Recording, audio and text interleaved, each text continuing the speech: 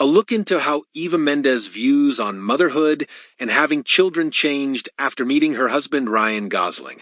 Ryan Gosling and Eva Mendes share two daughters together, both of which they gave the same name.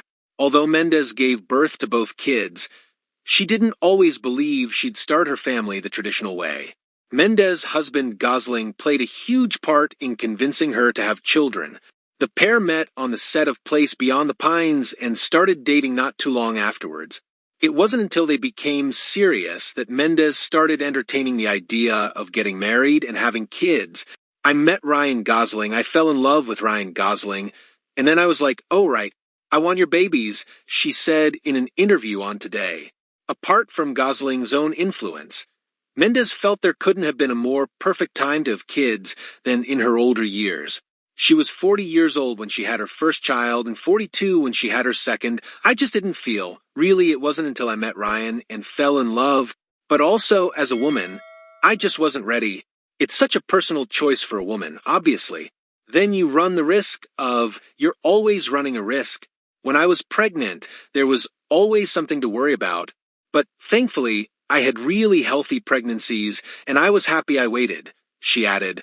Years prior to having her kids, however, Mendes wasn't sure she'd be able to give birth in her 40s, so adoption seemed like the likelier option for her back then if she wanted to become a mother.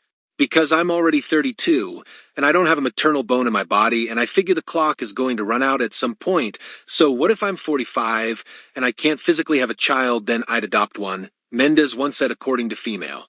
I don't want to put that pressure on myself, saying I have to have a kid by 35. I don't like those rules, so I like to leave it open that if I still feel this way, if I don't want a baby inside of me, then that'll be okay, because I'll just adopt one.